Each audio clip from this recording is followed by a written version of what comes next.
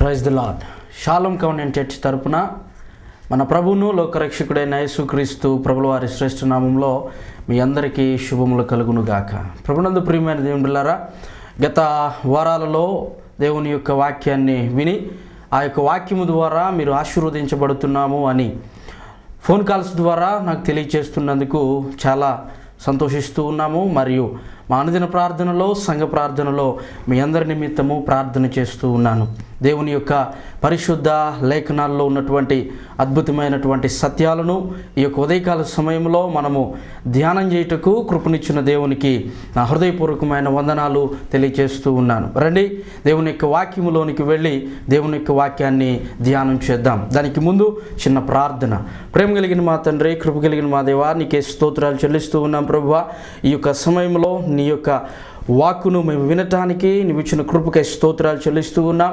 ఈ ప్రత్యక్షత వాక్కు అనే ఈ టీవీ కార్యక్రమము అనేక కుటుంబాలకు, అనేక వ్యక్తిగత జీవితాలకు దీవెనకరంగా మీరే మలచి ప్రత్యక్షంగా మీరు దయచేస్తున్న వాక్కునే ఇక్కడ ప్రకటిస్తూ ఉండగా నీ అద్భుతమైన కృపను దయచేయండి. నేను వట్టివాడు, నాకేమి చేత కాదు. నీ లేఖనాల్లో నుండి నీ బిడ్డలతో మీరే మాట్లాడి ప్రతి బిడ్డను బలపరచుమని నజరేయుడైన యేసు పరిశుద్ధ నామములో ప్రార్థన చేస్తున్నాం తండ్రి, ఆమేన్. ప్రభునందు ప్రియమైన దేవునిలారా, ఈ యొక్క సమయంలో మన యొక్క కుటుంబ వ్యవస్థను బట్టి కొన్ని మాటలు మీతో ధ్యానం చేయాలని ఆశపడుతున్నా. మన నమ్ముకున్నటువంటి దేవుడు జీవము కలిగిన దేవుడు, మరి ముఖ్యంగా కుటుంబాల దేవుడు. ఈ కుటుంబాల దేవుడు ఒక కుటుంబాన్ని ఆశీర్వదించటం అంటే ఆయనకు చాలా ఇష్టం. అయితే ఈ యొక్క ఉదయకాల సమయంలో చాలా కుటుంబాల పరిస్థితులను మనం ఆలోచన చేసినప్పుడు దేవుని యొక్క సన్నిధిలో ఉంటాం, దేవుని యొక్క సన్నిధిలో ప్రార్థన చేస్తూ ఉంటాం. కానీ ఎప్పుడూ కూడా దేవుని యొక్క ఆశీర్వాదాల కొరకు మాత్రమే మనం దేవుని సన్నిధిలో అడుగుతూ ఉంటాం. ప్రభువా, నా కుటుంబాన్ని దీవించండి, నన్ను ఆశీర్వదించండి, నా బిడ్డలను దీవించండి, నా భర్తను దీవించండి అని చెప్పి ఎప్పుడూ కూడా కుటుంబంలో ఉన్నటువంటి స్త్రీలు ప్రార్థన చేస్తూనే ఉంటారు. అయితే ఈ యొక్క సమయంలో ఒక కుటుంబము ఆశీర్వదించబడాలి అని అంటే ఏ విషయంలో మనం ఎలాగూ దేవుని యొక్క సన్నిధిలో ఉండాలి అన్న దానిని బట్టి మనం ధ్యానించబోతూ ఉన్నాం. యోహాను సువార్త 15వ అధ్యాయము 5వ వచనంలో రాయబడినటువంటి మాట ఏంటంటే, ద్రాక్షావళిని నేను, తీగలు మీరు. నేను ఎవని యందు నిలిచి ఉందునో వాడు బహుగా ఫలించును. నాకు వేరుగా ఉండి మీరేమీ చేయలేరు అని దేవుని యొక్క లేఖనాల్లో రాయబడి ఉంది. ప్రభునందు ప్రియమైన దేవునిలారా, ఇక్కడ యేసుక్రీస్తు చెప్తున్నటువంటి ఒక అద్భుతమైనటువంటి మాట ఏంటంటే, ద్రాక్షావళిని నేను, తీగలు మీరు. ఎవడు నా యందు నిలిచి ఉండునో, నేను ఎవని యందు నిలిచి ఉంటామో వారు బహుగా ఫలిస్తారు అని. ప్రభునందు ప్రియమైన దేవునిలారా, ఈ యొక్క సమయంలో దేవుని యొక్క వాక్యం వింటున్నటువంటి మీ యొక్క ఆశ, మీ హృదయ వాంఛ ఏమై ఉంటుంది అని అంటే, మేము ఫలించాలి, అభివృద్ధి చెందాలి, మా పిల్లలు దీవించబడాలి, మా కుటుంబము సమాజంలో, సంఘంలో ఒక మంచి స్థితిలో ఉండాలి అని కోరుకుంటున్నావు. కానీ ఆ యొక్క స్థితి రావటం లేదేమో. దానికి గల కారణం, ముఖ్యమైనటువంటి కారణం ఏంటి అని అంటే, బైబిల్ చెప్తున్నటువంటి మాట, ఎవడు నా యందు నిలిచి ఉంటాడో, నేను ఎవని యందు నిలిచి ఉంటామో వారు బహుగా ఫలిస్తారు. ఫలించేటటువంటి అనుభవం నీ కుటుంబంలో ఉండాలి అంటే, ఫలించేటటువంటి అనుభవం నీ వ్యక్తిగత జీవితంలో ఉండాలి అని అంటే, మనము యేసుక్రీస్తులో నిలిచి ఉండాలి అని బైబిల్ చెప్తుంది. ఈ యొక్క సమయంలో మనుషుల యొక్క ఆలోచనను మనం ఆలోచన చేసినప్పుడు, ప్రార్థనకి వెళ్ళేటటువంటి వారు, దేవుని యొక్క సన్నిధిలో ఉండేటటువంటి వారు, దేవుని సన్నిధిలో ప్రార్థన చేసేటటువంటి వారు ప్రత్యేకంగా ఒక తలంపు కలిగి ఉంటారు. ఏంటంటే, నేను దేవునిలో నిలిచి ఉన్నాను, లేదా నేను క్రీస్తులో నిలిచి ఉన్నాను కాబట్టి నేను దీవించబడతాను అని చెప్పి ప్రతి ఒక్కరము కూడా అనుకుంటాం. అయితే ఈ యొక్క సమయంలో పరిశుద్ధాత్మ దేవుడు మనతో చెప్తున్నటువంటి మాట ఏంటంటే, నీవు యేసుక్రీస్తులో నిలిచి ఉన్నావు. అయితే ఇక్కడ రాయబడిన మాట ఏంటంటే, నీవు ఫలిస్తావు. ఒకవేళ నీ జీవితంలో ఫలాభివృద్ధి లేదు అని అంటే, నీవు అనుకుంటున్నావేమో ఏమనంటే, నేను క్రీస్తులోనే నిలిచి ఉన్నాను అని అనుకుంటున్నావేమో. ఒకవేళ నీ యొక్క ఆలోచన పొరపాటుగా ఉంటుందేమో. ఒకసారి ఆలోచన చేసుకో. యేసుక్రీస్తులో నిలిచి ఉన్నటువంటి వాడు ఫలిస్తాడు అని బైబిల్ చెప్తూ ఉండగా, ఎప్పుడు కూడా దేవుని యొక్క లేఖనాల్లో రాయబడినటువంటి మాట అబద్ధము కానే కాదు. దేవుని యొక్క లేఖనాల్లో రాయబడినటువంటి మాట ఎప్పుడు కూడా సత్యమైనటువంటి మాటలు. ఆ మాటలు మన జీవితంలో ఎల్లప్పుడూ కూడా నెరవేర్చబడతాయి. మన జీవితంలో మనము క్రీస్తులో నిలిచి ఉంటే ఫలిస్తాము అని వాక్యం చెప్తూ ఉండగా, మనము క్రీస్తులో నిలిచి ఉన్నటువంటి మనకు వాక్యానికి వ్యతిరేకంగా ఎప్పుడు కూడా జరగదు. ప్రభునందు ప్రియమైన దేవులారా, యేసు క్రీస్తులో నేను నిలిచి ఉన్నాను అని అనుకుంటున్నటువంటి వారి కుటుంబం, క్రీస్తులో నిలిచి ఉన్నటువంటి వారి యొక్క వ్యక్తిగత జీవితం ఎలా ఉంటుంది అని కనుక మనం ఆలోచన చేసినప్పుడు కీర్తనాకారుడు ఒక అద్భుతమైనటువంటి చక్కని మాటను రాస్తూ ఉన్నాడు. చూద్దాం, చూడండి. కీర్తనల గ్రంథము 128వ కీర్తన 1, 2, 3 వచనాలను మనం ధ్యానం చేద్దాం. అక్కడ రాయబడినటువంటి మాట ఏంటంటే, యెహోవా యందు భయభక్తులు కలిగి ఆయన త్రోవల యందు నడుచువారు అనగా నిలుచువారందరూ కూడా ధన్యులు. ప్రభునందు ప్రియమైన దేవులారా, యెహోవా యందు భయభక్తులు కలిగి ఆయన త్రోవలో నిలిచి ఉండేవారు ధన్యులు అని రాయబడుతుంది. ఈ యొక్క సమయంలో దేవుని యొక్క వాక్యం ఉంటున్నటువంటి నీ జీవితంలో నీవు క్రీస్తులో నిలిచి ఉంటే నీ జీవితంలో యెహోవా యందు నీవు భయభక్తులు కలిగి ఉంటావు. ప్రభునందు ప్రియమైన దేవులారా, ఈ యొక్క సమయంలో నీవు, నీ పిల్లలు, నీ కుటుంబము యెహోవా యందు భయభక్తులు కలిగి ఉన్నదో లేదో ఒకసారి పరిశీలన చేసుకోవాలి. యెహోవా యందు భయభక్తులు కలిగినటువంటి వాడు ఆయన త్రోవలలో నిలిచి ఉంటాడంట, ఆయన త్రోవలలోనే నడుచుకుంటాడంట. కుడికి కానీ ఎడముకు కానీ తొలగేటటువంటి ఆస్కారము లేనే లేదు. ప్రభునందు ప్రియమైన దేవులారా, నిలబడినటువంటి వాడు, క్రీస్తులో ఉన్నటువంటి వాడు, క్రీస్తులో నడుచుకునేటటువంటి వాడు ఎప్పుడు కూడా తొట్టిల్లేటటువంటి ప్రమాదం లేనే లేదు. ఈ యొక్క సమయంలో దేవునికి వాక్యం ఉంటున్నటువంటి ప్రియ సహోదరి సహోదరుడా, నీ యొక్క జీవితంలో ఊరికే నువ్వు తొట్టిల్లుతున్నావేమో, ఊరికే నీవు పడిపోతున్నావేమో. నిలబడవలసినటువంటి నీవు దేవుని యొక్క సన్నిధిలో లేకపోతే ఆయన మార్గములో నడుచుకోవలసినటువంటి నీ జీవితంలో ఈజీగా పడిపోతున్నావేమో ఒకసారి ఆలోచన చేసుకో.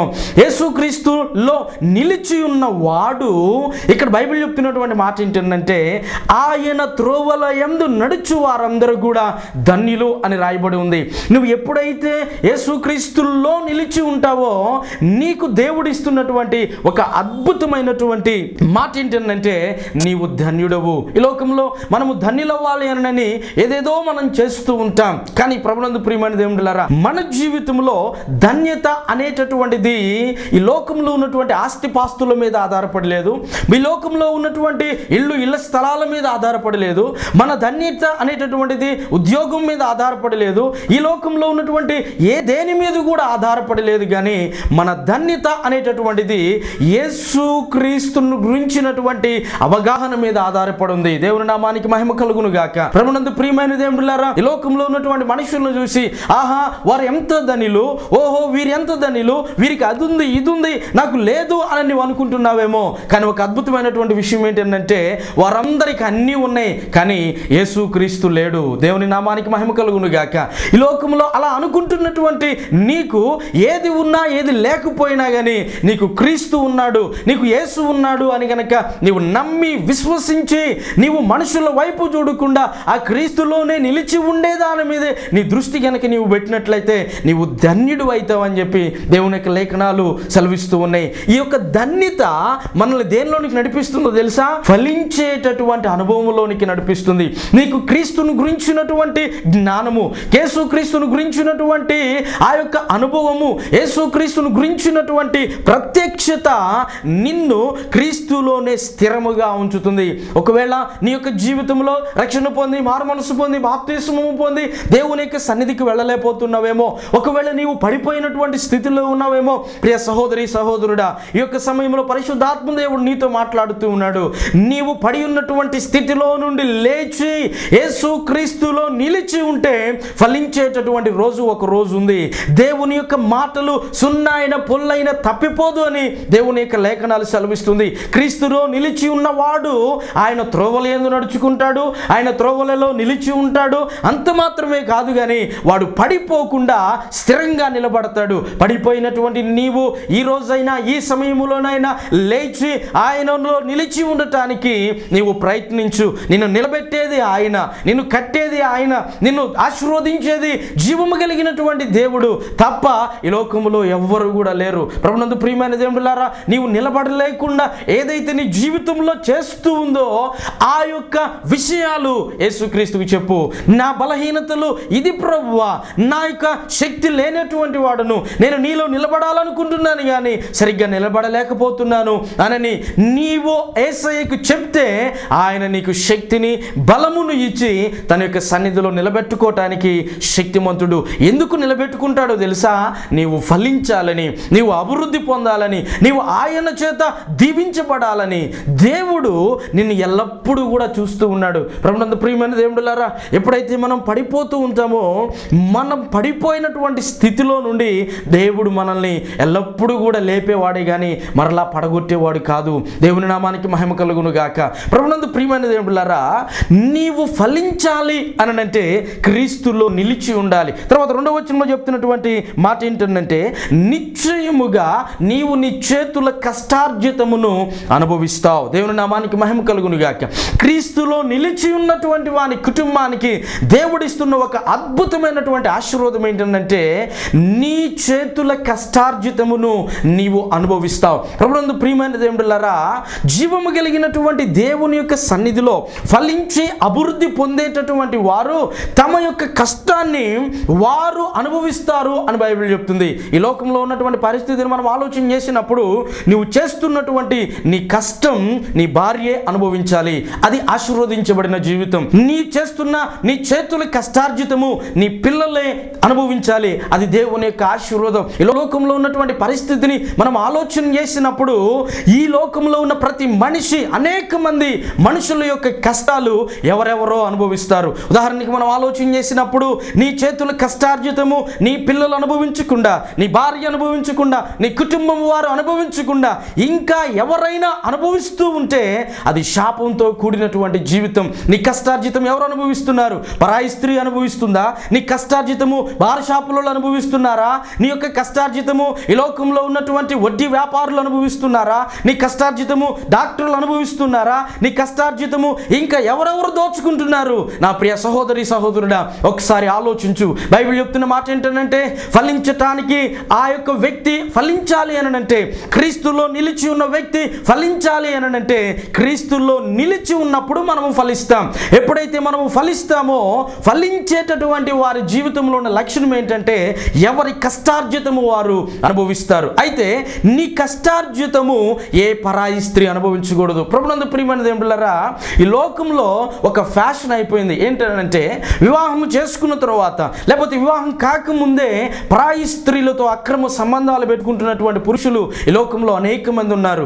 వారు ఆ కుటుంబాలను పోషిస్తూ, వారు ఆమెను పోషిస్తూ, ఈ యొక్క లోకంలో అది ఒక సంతోషంగా, అది ఒక ఆనందంగా, అది ఒక ఫ్యాషన్గా తయారైపోయింది. ప్రభునందు ప్రియమైన దేవుడులారా, నీవు పరాయి స్త్రీ విషయంలో నీ కష్టార్జితాన్ని గనుక ఆమె అనుభవించేటట్లు గనుక నీవు చేస్తే అది శపించబడిన జీవితము అని బైబిల్ సెలవిస్తుంది. నీ కష్టార్జితం నీ పిల్లలు తినవలసిన వారై ఉండగా, నీ కష్టార్జితం నీ భార్య తినవలసిన వారై ఉండగా, నీ కష్టార్జితం నీ తల్లిదండ్రులు తినవలసిన వారై ఉండగా, ఎవరో పరాయి స్త్రీ తినటము అనంటే అది దేవుడు మెచ్చేటటువంటి కార్యము కానే కాదు. అందుకే బైబిల్ గ్రంథంలో చెప్తున్నటువంటి ఒక చక్కని మాట ఏంటంటే, సామెతల గ్రంథము 22వ అధ్యాయము 14వ వచనంలో చెప్తున్నటువంటి మాట ఏంటంటే, వేసే నోరు లోతైన గొయ్యి, యెహోవా శాపము నొందిన వాడు అందులో పడును అని బైబిల్ చెప్తుంది. ఈ లోకంలో ఒక ఫ్యాషన్గా నువ్వు తీసుకుంటూ, ఈ లోకంలో ఒక పరాయి స్త్రీతో ఉండుట ఒక ఫ్యాషన్గా తీసుకుంటున్నావేమో.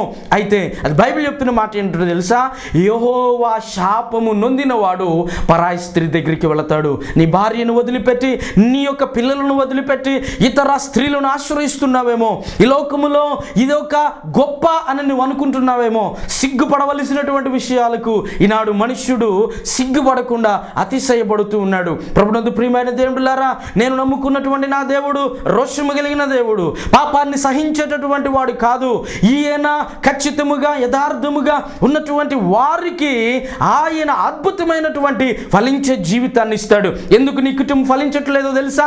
ఎందుకు నీ పిల్లలు ఫలించట్లేదో తెలుసా? ఎందుకు నీ యొక్క కుటుంబం ఆశీర్వాదాల బాట నడిపించబడట్లేదో తెలుసా? నీ యొక్క కష్టార్జితము నీవు అనుభవించకపోవటం వలననే, ఇతరులకు దానిని నీవు ఇస్తున్నావు గనుక, ఇతరులు అనుభవించేటట్లు చేస్తున్నావు గనుక దానిని బట్టి నీ కుటుంబానికి మేలు జరగట్లేదు. ప్రభునందు ప్రియమైన దేవుడులారా, వేసే నోరు లోతైన గొయ్యి, ఈ యొక్క మాటలు మనం జ్ఞాపకం చేసుకున్నప్పుడు యెహోవా శాపము నొందిన వాడు అందులో పడతాడు. నా ప్రియ సహోదరి సహోదరుడా, దేవుడు ఒక్క భార్యనే ఇచ్చాడు మనకు. అయితే ఆ భార్యతోనే సుఖించాలి, ఆ భార్యతోనే సంతోషించాలి. కానీ ఈ లోకంలో ఉన్నటువంటి అందమైన వారిని మనం చూసి మన హృదయాలు రహస్యంగా ప్రేరేపించబడి వారిని మోహపు చూపుతో చూస్తేనే అప్పుడే వ్యభిచారం చేసిన వారము అని బైబిల్ చెప్తుంది. అయితే ఈ లోకంలో ఒకవేళ నీ భార్యను వదిలి పరాయి స్త్రీలను ఆశ్రయిస్తున్నావేమో అది శపించబడినటువంటి జీవితం. ఆ శాపములో నుండి యేసుక్రీస్తు నిన్ను విడిపించాలని చూస్తూ ఉన్నాడు. ఎంత బాధో తెలుసా, ఎంత కష్టమో తెలుసా, దానిని బట్టి నీ కుటుంబం ఎంత చిరిగిపోతుందో తెలుసా, నీ భార్య ఎంత కన్నీరు గారుస్తుందో తెలుసా, నీ పిల్లలు ఎంత వేదనకు గురైతూ ఉంటారో తెలుసా. ఒక్కసారి నీ యొక్క పరిస్థితిని నువ్వు ఆలోచించుకో. నీవు మానుకొని ఇప్పుడే యేసయ్య నన్ను క్షమించు అని గనక అడిగితే ఆయన నీకు రక్షణను, క్షమాపణనిచ్చి నిన్ను ఆశీర్వదించడానికి సిద్ధంగా ఉన్నాడు. పరాయి స్త్రీ దగ్గరికి వెళ్ళేటటువంటి వారికి గొప్ప శాపం ఉందని బైబిల్ చెప్తుంది. ఇక్కడ రాయబడినటువంటి ఒక చక్కని మాటను మనం ధ్యానం చేసినప్పుడు అదే సామెతల గ్రంథంలో ఒక అద్భుతమైనటువంటి మాటను మనం చూస్తాం. ఏంటి ఆ మాట అంటే ఒకసారి చదువుదాం చూడండి దయచేసి. సామెతల గ్రంథం 6వ అధ్యాయము 27వ వచనాన్ని చదువుతున్నాను. ఒకడు తన ఒడిలో అగ్ని నుంచుకొని ఎడల వాని వస్త్రము కమలకుండున, ఒకడు నిప్పుల మీద నడిచిన ఎడల వాని పాదములు కమలకుండున, తన పొరుగు వాని భార్యను కూడువాడు ఆ ప్రకారమే నాశనమగును, ఆమెను ముట్టువాడు శిక్ష తప్పించుకొనడంట. ప్రభునందు ప్రియమైన దేవులారా, ఇక్కడ బైబిల్ సూటిగా తేటగా చెప్తున్నటువంటి మాట ఏంటంటే తన పొరుగు వాని భార్యను కూడువాడు నాశనమవుతాడని చెప్తుంది. ఎందుకు?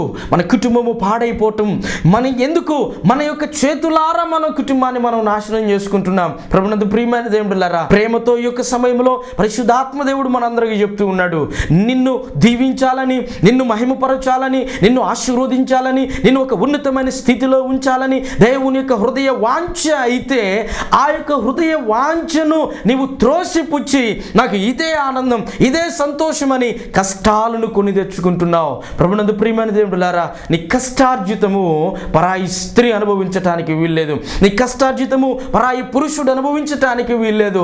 దయచేసి ఒక్కసారి నీ యొక్క హృదయంలో ఈ మాటలు ఫలించాలని నేను హృదయపూర్వకంగా కోరుకుంటూ ఉన్నాను. అంత మాత్రమే కాదు, మన యొక్క కష్టాన్ని బార్ షాపులోళ్ళు దోచుకుంటూ ఉన్నారు. ప్రభునందు ప్రియమైన దేవులారా, ఒక రోజు తన యొక్క కుటుంబానికి ఒక మంచిగా కేజీ చికెన్ తీసుకురానటువంటి వాళ్ళు తన ఫ్రెండ్స్కు, తర్వాత ఇరుగు పొరుగు వారిని పిలిచి చాలా డబ్బులు ఖర్చు పెడతారు. చూడండి ఎంత భయంకరమైనటువంటి పరిస్థితితో. ప్రభునందు ప్రియమైన దేవులారా, నీ యొక్క బిడ్డలు నీ కష్టాన్ని తినాలి. నీ యొక్క బిడ్డలు ఆ సమయంలో వారు ఎంతో ఏడుస్తూ ఉన్నా, భార్య ఏడుస్తూ ఉన్నా పట్టించుకోరు. ఇక పైగా భార్యను వేధించేటటువంటి భర్తలు అనేక మంది ఉన్నారు. ప్రభునందు ప్రియమైన దేవులారా, నా యేసయ్య చెప్తున్నాడు, ఓ పురుషులారా, నీ కుటుంబం ఆశీర్వదించబడాలి అనంటే, నీ కుటుంబం సమాజంలో గౌరవంగా బ్రతకాలి అనంటే నీవు క్రీస్తులో నిలిచి ఉండాలి. క్రీస్తులో ఏ కుటుంబం అయితే నిలిచి ఉంటుందో ఆ కుటుంబాన్ని దేవుడు దీవిస్తాను, నేను ఫలించేటట్లుగా చేస్తానంటున్నాడు. ఓ పురుషుడా, ఒక కుటుంబము పతనం అవ్వాలన్నా, ఒక కుటుంబము ఆశీర్వదించబడాలి అన్నా స్త్రీ పాత్ర ఎంత ఉంటుందో పురుషుని పాత్ర కూడా అంతే ఉంటుందని నీవు గమనించు. ప్రభునందు ప్రియమైన దేవులారా, ఏబు గ్రంథములో ఏబు అనేటటువంటి భక్తుడిని మనం ఆలోచన చేసినప్పుడు ఏబు జ్ఞానం కలిగిన వాడు అని బైబిల్ చెప్తుంది, యెహోవా యందు భయభక్తులు కలిగిన వాడు అని బైబిల్ చెప్తుంది. ఏబు తన యొక్క తరము వారందరిలో మంచివాడు అని దేవుడు చెప్తున్నాడు. అయితే అతడు మంచి సాక్ష్యాన్ని కలిగి ఉన్నాడు. దేనిని బట్టో తెలుసా? తన యొక్క జీవితము దేవునిలో నిలిచి ఉండినటువంటి దానిని బట్టి. ఎప్పుడైతే ఈ యొక్క ఏబు ఏ దేవునిలో నిలిచి ఉన్నాడో ఫలించాడు, అభివృద్ధి పొందాడు, ఎంతో సంతోషం, ఎంతో ఆనందం ఉంది. అతని యొక్క కుటుంబము అటువంటి నవనూతనముగా సంతోషముగా ఉండటానికి గల కారణం ఏంటంటే ఏబు యొక్క ప్రార్థన. అంత మాత్రమే కాదు కానీ ఏబు యొక్క బలి అర్పణ. ఏబంతా తన యొక్క పిల్లలు దేవుని యొక్క సన్నిధిలో పాపం చేశారేమో అని చెప్పి ప్రతి ఉదయమున వారి కొరకు రక్త బలి అనగా బలి పశువును, గొర్రె పిల్లను వారి కొరకు పాప క్షమాపణ కొరకు అర్పిస్తూ వచ్చాడంట. వారి వారి విందు కాలము పూర్తిగా తమ యొక్క పిల్లలు దేవునికి వ్యతిరేకంగా పాపం చేశారేమో అని చెప్పి ప్రతి ఉదయమున తన యొక్క బిడల గురించి బలర్పించాడు అని బైబిల్ చెప్తుంది. అయితే ఈ యొక్క సమయంలో ఒక తండ్రిగా నీ పిల్లల కొరకు ఉదయాన్నే లేచి నువ్వు ప్రార్థన చేస్తున్నావా? ఏబు తన బిడల గురించి దేవుని యొక్క సన్నిధిలో విజ్ఞాపన చేస్తున్నాడు. వారి యొక్క పవిత్రమైన జీవితం కొరకు ఆయన ప్రయాసపడుతూ ఉన్నాడు. నాకెందుకులే, నేను ఉద్యోగాలకు వెళ్తాను, నేను అటు వెళ్తాను, నేను ఇటు వెళ్తాను, ఇంట్లో ఉన్నటువంటి భార్య నువ్వే ప్రార్థన ఇచ్చేయి, నువ్వు ఈ ప్రార్థన చేయకి ఇంకేం చేస్తావు అని చెప్పి ఒకవేళ అంటున్నావేమో, భార్యకు కుటుంబం ఎడల ఎంత బాధ్యత ఉందో ఒక పురుషుడిగా నీ కుటుంబం ఎడల నీకు అంత బాధ్యత ఉందని ఈ సమయంలో నేను తెలియచేస్తూ ఉన్నాను. ప్రభునందు ప్రియమైన దేవుళ్ళారా, ఏబు కుటుంబం ఎడల బాధ్యత కలిగి ఉన్నప్పుడు ఏబు కుటుంబము దీవించబడింది అని బైబిల్ చెప్తుంది. ఒకవేళ శోధన వచ్చింది, ఆ శోధనలో కూడా ఏబు నిలిచి ఉన్నాడు. గల కారణం ఏంటో తెలుసా?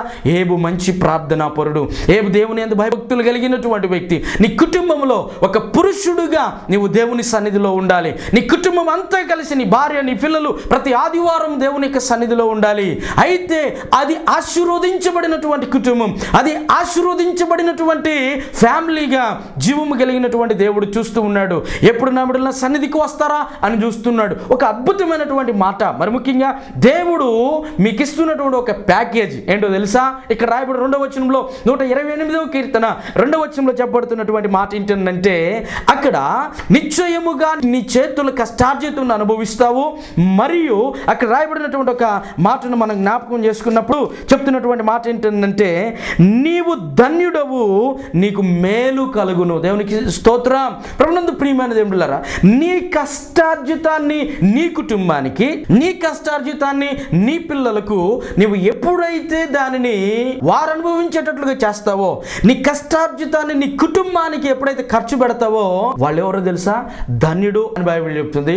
మరియు ఆ యొక్క ధన్యుల కంట దేవుడు ఇంకా మేలు చేస్తాడంట. అది దేవుడు మనకి ఇస్తున్న ప్యాకేజీ. ఏంటంటే, నీ కష్టార్జితాన్ని నీవే వాడుకుంటే, నీ కష్టార్జితాన్ని నీ కుటుంబానికి నీవే వాడుకుంటే, దేవుడు దానికి తోడు ఇంకా కొంచెం మేలు చేస్తాడంట. ఎవరైనా చేస్తారండి? నీ డబ్బులు నువ్వే ఖర్చు పెట్టుకో, దానికి తోడు నేను కూడా ఇంకా కొంచెం ఇస్తా అని చెప్పేవాళ్ళు ఎవరున్నారు ఈ లోకంలో? ఎవరూ లేరు. కానీ మనం నమ్ముకున్నటువంటి మన దేవుడు చెప్తున్నాడు, నీవు కష్టార్జితము, కష్టపడి చేస్తున్నటువంటి కష్టార్జితము నీ భార్య, నీ పిల్లలు అనుభవించేటట్లు చేస్తే నీవు ధన్యుడవు, నీకు మేలు కలుగుతుందంట. ఇంకా దానికి తోడు, నీ కష్టార్జితానికి తోడు ఇంకా దేవునికి ఆశీర్వాదము తోడయి ఇంకా మీరు ఫలించేటటువంటి వారిగా ఉంటారు. ప్రభునందు ప్రియమైన దేవులారా, ఎవరు నా యందు నిలిచి ఉంటారో, నేను ఎవరి యందు నిలిచి ఉంటామో వాడు బహుగా ఫలిస్తాడు. దేవుడు అంటున్నాడు, నీ కష్టార్జితాన్ని నీవు నీ కుటుంబానికి ఖర్చు పెడితే నీకు మేలు చేస్తాను అంటున్నాడు. మేలు చేసే దేవుణ్ణి వదిలిపెడదామా? మేలు చేసేటటువంటి దేవుణ్ణి గట్టిగా పట్టుకొని ఆయన పాదాల దగ్గరికి వచ్చి, ప్రభువా నేను నాయన పరాయి స్త్రీ జోలికి పోను, బార్ షాపులకు పోను, ఇంకా నా జీవితంలో నా కష్టార్జితాన్ని వ్యర్థంగా వడ్డీల వ్యాపారులకి ఇవ్వను, కానీ నాకు నేనే ఖర్చు పెట్టుకుంటానని కనుక నీవు ఒక తీర్మానం చేసుకునే సమయంలో దేవునికి మాట ఇస్తే ఆయన మేలు చేయబోతూ ఉన్నాడు. దేవుడు మేలు చేయగా మాన్పేవాడు ఎవడు లేడండి. ఈ లోకంలో మనిషిని నమ్ముకుంటే ఏదో ఒక రోజున మనల్ని ముంచుతారు, కానీ దేవుని నమ్ముకున్నవాడు చెడిపోయినట్లుగా చరిత్రలోనే లేదు. దేవుని నామానికి మహిమ కలుగును గాక. ఎవడైతే దేవుని నమ్ముకుంటాడో వాడు ఫలిస్తాడు అని బైబిల్ చెప్తుంది. ఎంతమంది జీవితంలో ఫలించాలని కోరుకుంటున్నారో మీ అందరి నిమిత్తం నేను ప్రార్థన చేయాలనుకుంటున్నా. వదిలిపెడదామా రహస్య పాపాలను, విడిచిపెడదామా త్రాగుడును, విడిచిపెడదామా ఇంకా ఈ లోకంలో ఉన్నటువంటి వ్యసనాలను, విడిచిపెడదామా ఈ లోకంలో ఉన్నటువంటి వాటన్నిటినీ.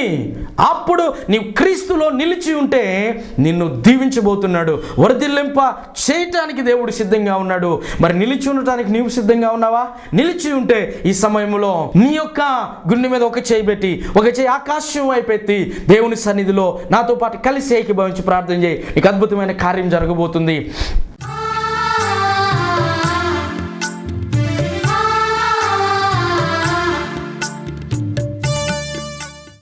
మా తండ్రి నీకే స్తోత్రాలు చెల్లిస్తూ ఉన్నాం. ఈ యొక్క సమయంలో నా నాయన నీ మాటలు మేము ధ్యానించాం.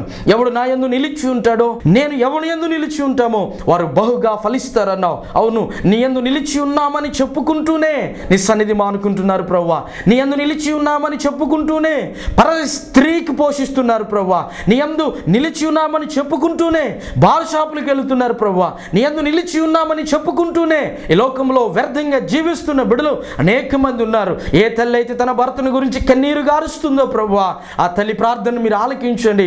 ఏ పురుషుడైతే కుటుంబంలో బాధ్యత లేకుండా ఉన్నాడో ఆ పురుషులకు బాధ్యతను మీరు దయచేయమని ప్రార్థన చేస్తున్నాం. ఇప్పుడు ఎవరెవరైతే పాపములను ఒప్పుకొని అయ్యా మా కుటుంబం ఫలించాలి, మా బిడ్డలు దీవించబడాలి, ఆశీర్వదించబడాలని ఎవరెవరైతే ఈ ప్రార్థనలతో ఏకీభవిస్తున్నారో వారందరికీ అద్భుతమైన మేలులు జరుగును గాక. గొప్ప కార్యములను మీరే జరిగించి నీ నామానికి మహిమ ఘనత ప్రభావములు మీరే తెచ్చుకోనమని ఈ యొక్క కార్యక్రమం చూస్తున్న ప్రతి కుటుంబాన్ని ఆదరించండి ప్రభువా. ప్రతి బిడ్డను మీరు ఆదరించి నీ నామానికి నాయన ఘనత ప్రభావం తీసుకుని వచ్చే ప్రతి బిడ్డగా ఉన్నట్లుగా మీరే మలచమని ఈ యొక్క కార్యక్రమాన్ని ప్రభువా ఇంకా మీరు ఆశీర్వదిస్తున్నందుకు స్తోత్రాలు చెల్లిస్తూ నజరేయుడైన యేసు పరిశుద్ధ నామములో ప్రార్థన చేస్తున్నాం తండ్రి. ఆమేన్, ఆమేన్. ప్రభునందు ప్రియమైన దేవుని బిడ్డలారా, ఈ యొక్క టీవీ కార్యక్రమం మీకు ఆశీర్వాదకరంగా ఉంటుంది అని మీరు తెలియచేస్తున్న మాటలను బట్టి సంతోషిస్తున్నాము. మరి ముఖ్యంగా ఎవరికైనా ఈ యొక్క కార్యక్రమాన్ని నేను స్పాన్సర్ చేయాలి అనిపిస్తే, మీకు ప్రేరేపణ కలిగితే తప్పకుండా ఈ యొక్క స్క్రీన్ మీద కనపడుతున్నటువంటి నెంబర్లకు ఫోన్ చేయండి. అంత మాత్రమే కాదు, మీకు ఏదైనా ప్రార్థన అవసరతలు ఉంటే మాకు తప్పకుండా తెలియచేయండి. మా సంఘ సభ్యులు షాలోమ్ కవెనెంట్ చర్చిలో ఉన్నటువంటి ప్రార్థనా బృందం మీ కొరకు ప్రార్థన చేయటానికి సిద్ధంగా ఉన్నారు. అంత మాత్రమే కాదు కానీ ఒక అద్భుతమైనటువంటి అవకాశాన్ని నేను మీకు కలగ చేయాలనుకుంటున్నా. ఏంటంటే ప్రతి ఆదివారం వెంగళాయపాలెంలో 2 ఆరాధనలు జరుగుతున్నాయి. మొదటి ఆరాధన ఉదయం 10 గంటలకు ప్రారంభించబడుతుంది. అదేవిధముగా రెండవ ఆరాధన సాయంకాల సమయంలో 6 గంటలకు ఉంటుంది. ఎవరైనా సరే మేము దేవుని సన్నిధిలో ఉండాలి, అద్భుతమైన వాక్య ప్రత్యక్షతను పొందుకోవాలి, ఈ ప్రత్యక్షత వాక్కు ద్వారా మేము దీవించబడాలి అని కోరుకుంటున్నటువంటి వారిని ప్రేమపూర్వకంగా ఆహ్వానిస్తూ ఉన్నాం. 2 ఆరాధనలో ఏ ఆరాధనకి మీరు వచ్చినా మనమందరము కలిసి దేవుని యొక్క నామాన్ని గొప్ప చేసి దేవుని యొక్క సన్నిధిలో ఆశీర్వదించబడదాం, దీవించబడదాం. రండి, మీ అందరినీ ప్రేమపూర్వకముగా ఆహ్వానిస్తూ ఉన్నాను. మీరు పొందిన ఆశీర్వాదములు మాకు తెలియచేయవలసిన మా చిరునామా pastor Kripakar, Shalom Covenant Church, LN Puram, Vengalayapalem, Guntur rural. మా సెల్ నెంబర్ 9959951441. మరి ఒక నెంబర్ 9553766644. దేవుడు మిమ్మల్ని దీవించునుగాక.